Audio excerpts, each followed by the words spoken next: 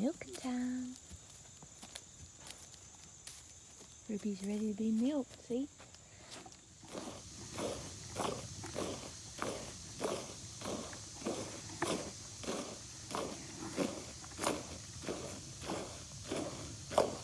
This is Janderas Homestead. How you doing? There's a challenge going on. It's a milk challenge hosted by Janderas. And I was invited by Thankyou. She let me know about this going on, and I think it's pretty cool because you know, I have a lot of milk thanks to good old Ruby. And I've already showed some clips of how I use my milk, and that's making cheese. Maybe in the next video I'll show how I make my cheese, but right now I just want to show you how I take the cream off my milk so that I can make good old butter. And I've already got some of the cream off, and there it is. This is Saturday and Sunday's milk, and due to not having a cream separator, I just let it age in the refrigerator, and then I just take one of these little dipper spoons, 2-ounce dipper spoon, and I just go around the jars and get the cream off. And you'll know when you run out of cream whenever you start seeing milk. It'll be thinner and white. So you just go around and around in the jar and getting your cream off your milk.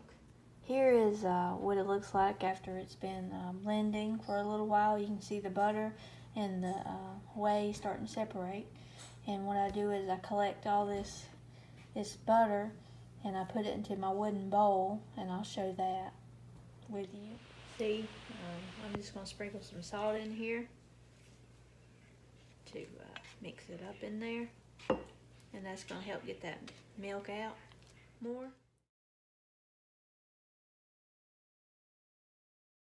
Hey, this is Janderas Homestead. This is my beautiful butter right here. This is one thing that I do with my milk that I get from my cow. I'm just finishing up from a video I did yesterday. Two-step process. You have to take the cream off, and then you're rinsing the milk out of the butter so that it doesn't have a wang taste to it. And I'm using this paddle to help with it, and I have to get my water cold. And some people use ice water, but I just like let mine drip. And I'm working in my wooden bowl. I love this bowl. I can get in there really good. This ain't the best paddle, but I got it at an antique store. But I'm getting all that milk out of it. This took about 3 gallons of milk to get this much cream from Ruby.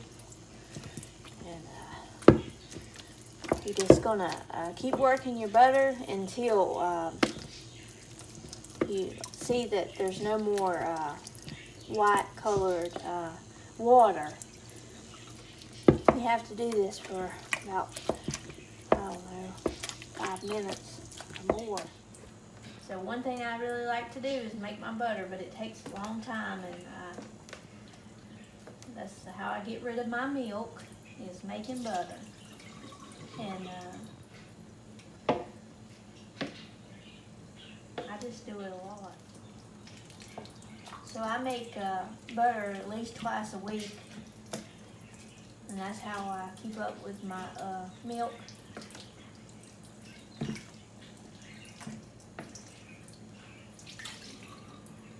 And once it runs clean, then you know that it's ready to drain all the water out. It's really good. For the sake of time, I'm going to show you how I put this in my mold right here. And I got this mold from an antique store. I found it. It spoke to me. It was just right there as you go in. and it has a little lid with it. Goes like this, a little pretty design on top, and I've oiled it down real good, and it's good to grease your mold. I've already greased this in advance, but you want to grease your mold down really good so that your butter will slide out. Yeah, why are you greasing it with butter? Well, it'll come out easier.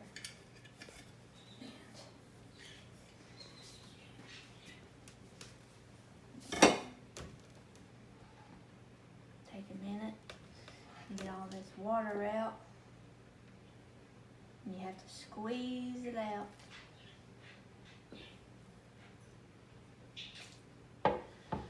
And you're going to pack this butter into your mold. And I need a smaller. So this is the fancy part. You got to take this spatula down in here and work your butter down into the mold to get that design on the top. It looks like this is probably a 5-pound butter mold, but you have to have enough butter to fill it all the way up, because it won't work. It won't come out right. And you know, usually I have more time to make sure all the water's out, because you don't want watery butter. But this is demonstration. I like to play with my butter, smooth it around. But you got to make sure that that butter gets down into that little design, or it'll come out not looking right. I just got this mold over the weekend, so I'm learning how to push your butter down in there and use it. But you're going to make it smooth so that the bottom of it is flat, not rippled. Some people will take a knife and slide across the finished product. I really don't know how they did it back then. I don't know what they used. I wish they did. But I'm learning through experience. Okay, I'm going to show you